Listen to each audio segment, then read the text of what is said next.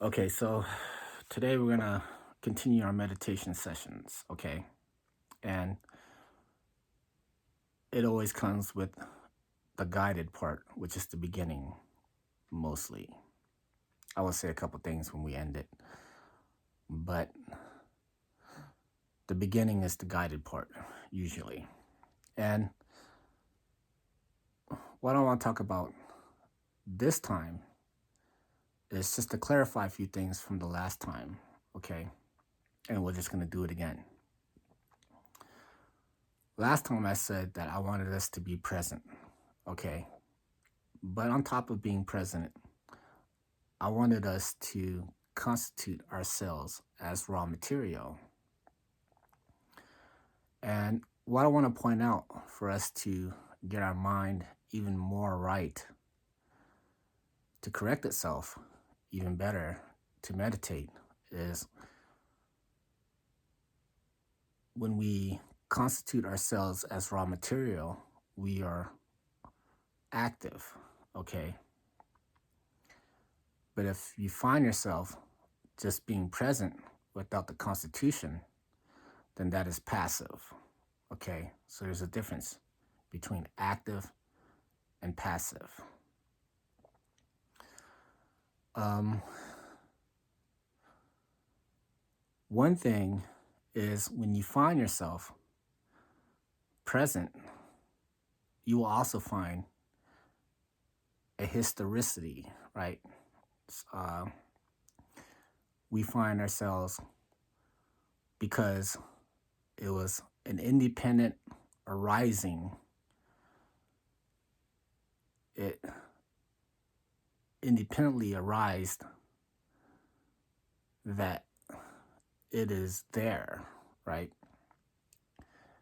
And it experiences everything that happened, right? And it's done through a synthesis, right? And it has a historical synthesis with it, okay? On the other hand, the constituting of raw materials, it has no history, right? It's unsynthesized. And that's why I was saying we're connecting to the Buddha, okay? And that's all I'm really saying when I said connecting to the Buddha. Buddha's meditating. He was connecting to raw materials. I would say nothing more, nothing less. And we're connecting to that, okay? Unsynthesized.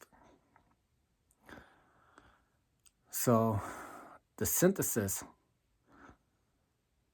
is, the way I'm describing it, is in a way passive, okay? And in a way, it is done in the phenomenal world, right? It has to do with the phenomenal world, but it's not really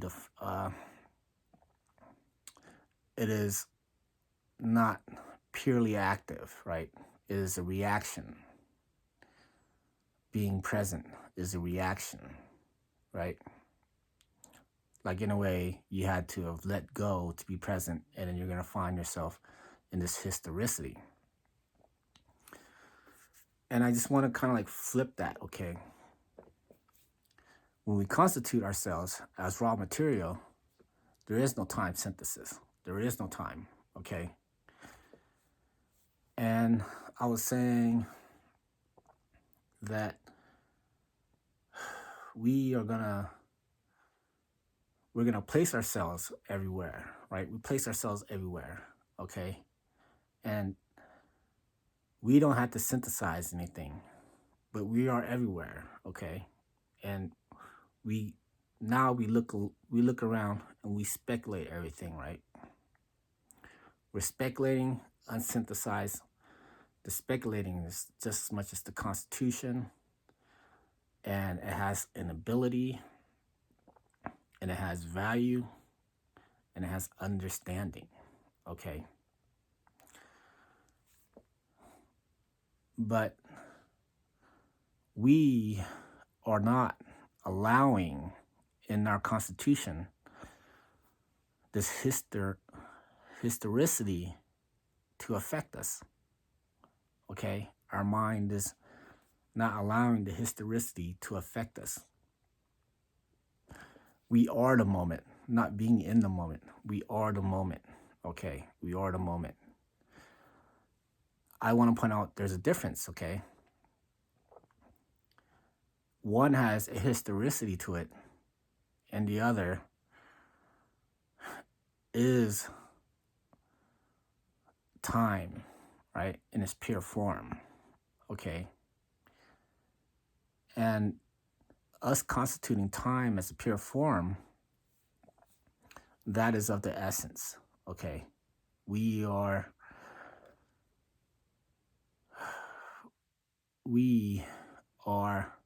noumenal in a way, okay?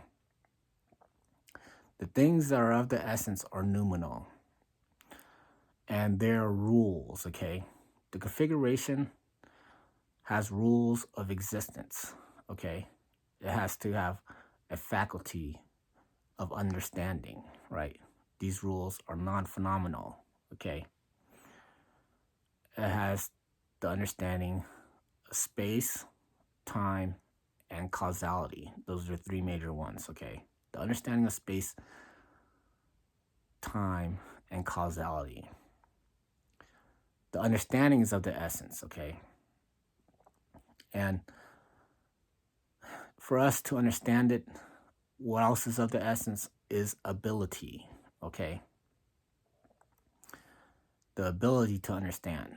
And the ability to understand, because it's part of configuration, it has value and understanding, okay? Value and understanding is irrefutable, okay? And the way I want to explain that more as value and understanding is irrefutable is for us to even speculate, we have to have the ability, right? Speculation has to do with the field, the definition of speculation. We're speculating on a field. And here, we could say that this is objective space field, okay? This is an objective space field. And we're speculating the objective space now, okay? So space, here's our experience space that we find ourselves in, but the essence space of the objectification goes beyond that, okay?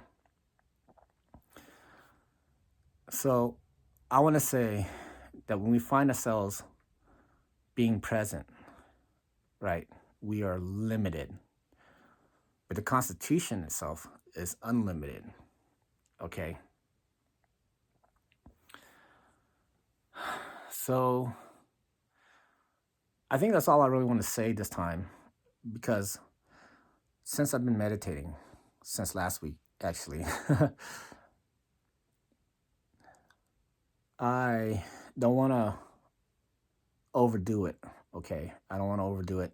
I don't want people to be pacified, and I just want to improve for now a little bit every week. So I'm going to keep today's meditation at 3 minutes and 33 seconds, okay? And I said it was going to be 4 minutes and 44 seconds, but I'm going to knock off a minute and 11 seconds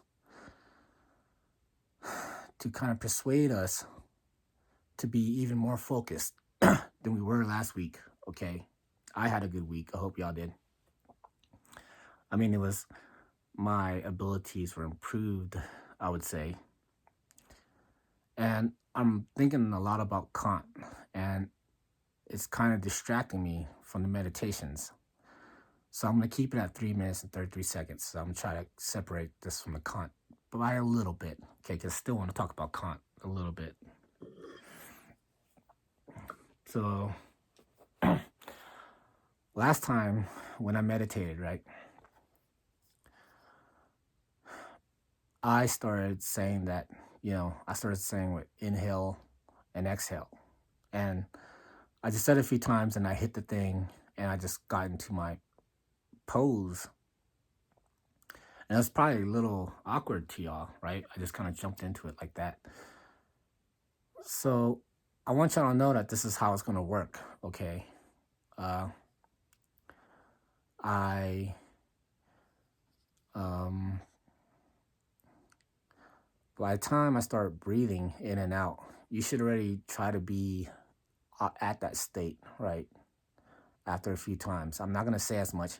Last time I started breathing and I realized I didn't say a few things that I should have said. So I started saying it and it kind of threw you off a little.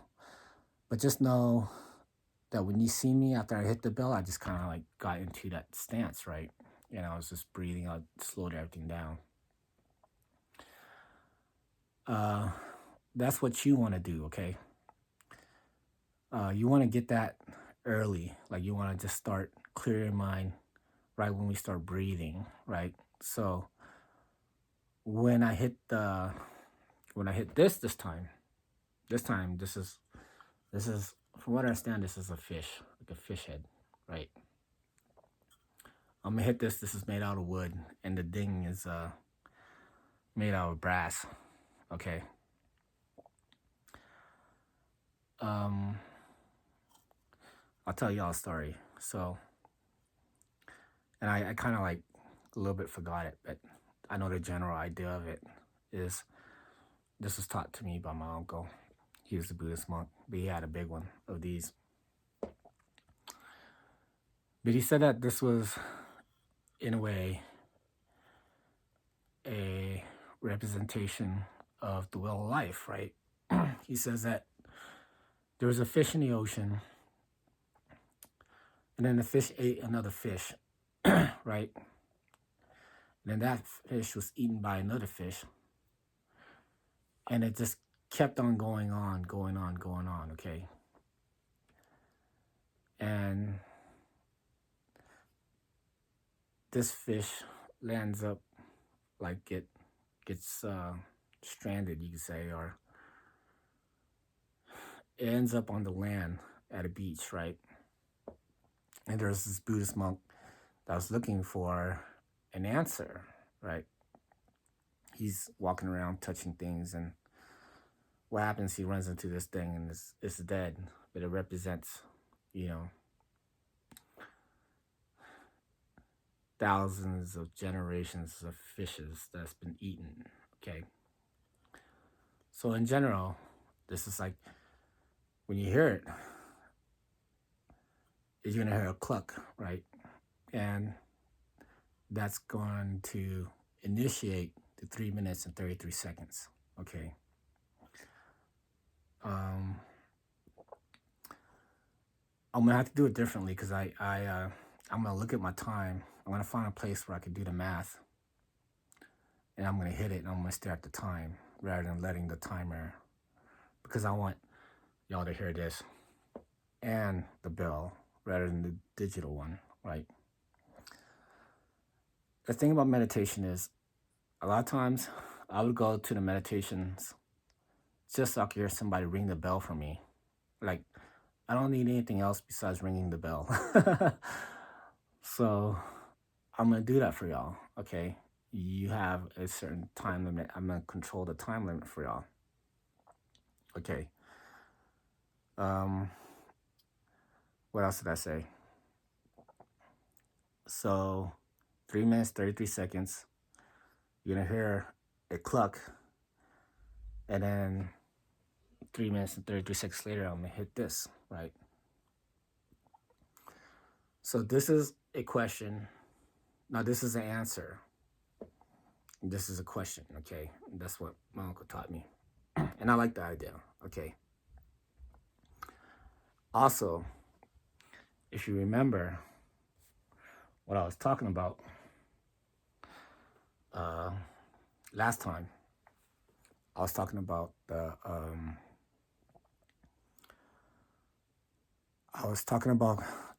rice, right? So hopefully when you came at the beginning of the lecture, you were like a bowl of rice. Okay, like you were like well formed, and there's many thoughts in you, right? I told you cook the rice real nice, right? And then I'm gonna hit this thing, and you're gonna hear a cluck. What's gonna happen is you're gonna tighten yourself up, okay? You're gonna harden yourself for 3 minutes, 33 seconds, right? And that's gonna represent the 1 grain of rice, okay? You're gonna focus, okay? And then when it's up, I'm gonna hit the ding, right? The metal. And that's gonna be the porridge, right? So, what porridge is when you cook rice in water, the rice is getting cooked, right? And then what happens is, after a while, it breaks, right? All the rice breaks and it becomes just one big thing, right? Fluid, right? And it becomes fluid. So your task is to come back next week as a bowl of rice again, okay? And what else I want to say? I didn't want to tell us more about the position last time because I just wanted to get it over with. But I'll say a little bit more about how you sit and stand real quick before we hit the thing. Um,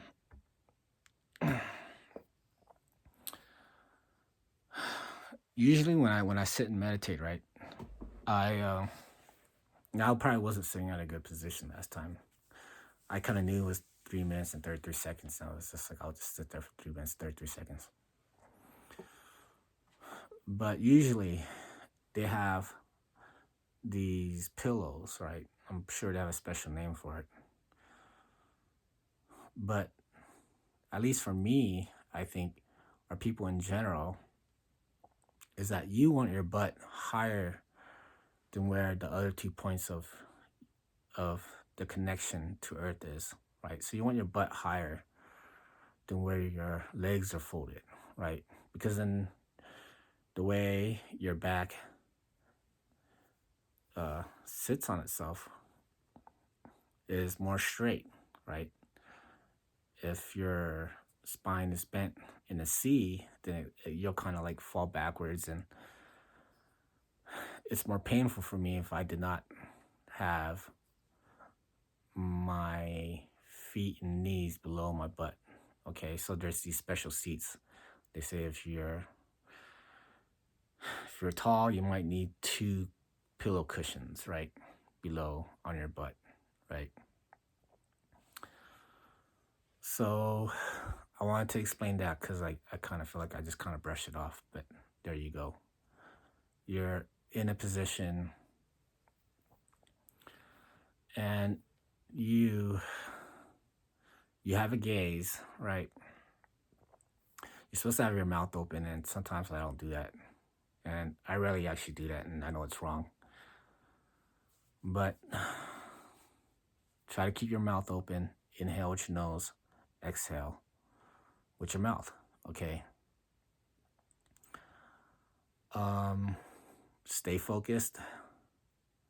So you should already be, in a way, meditating, okay? And I'm gonna start. And the next time is gonna be 20 minutes and 27 seconds. Then I'll be done at 34 minutes exactly. So when it hits 34 minutes, you're gonna hear the ding, okay? So let's get it together here, okay? So get into it right now, okay? And then I'll just do the ding for you, okay? Inhale. Exhale. Inhale, exhale. Inhale, exhale. Inhale, exhale. Inhale,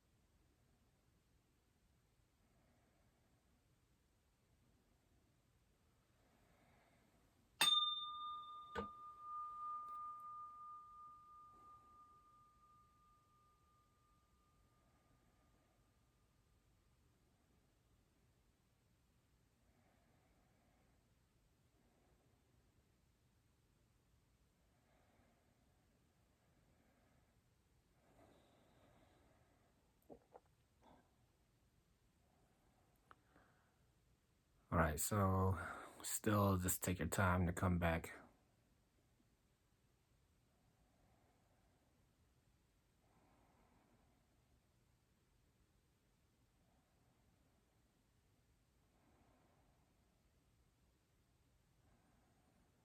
Breathe.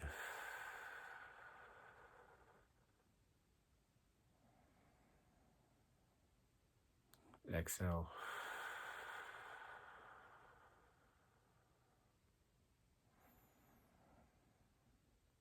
Exhale.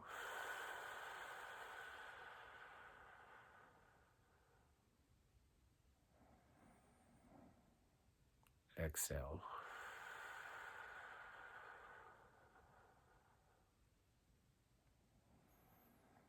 Next time, I'm going to ask us to focus on the exhale only. Exhale. And it's going to inhale by itself. So you focus on the exhale.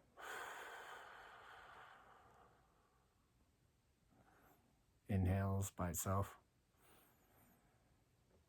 Focus on the exhale.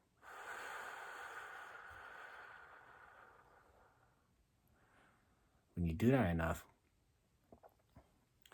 you'll feel your face getting cold from just breathing because you're blowing the energy out. But the energy is naturally coming back in, and it makes your face, your nose cold. But, being athletes still, remember that we are constituting raw material, unsynthesized material, and we are not finding ourselves with all the historical baggage, right? Whether it be some type of predispositions that are judgmental. We're not allowing that to be synthesized, right? We are not finding ourselves anywhere. We are here. Okay? So come back better next week. Thanks for watching.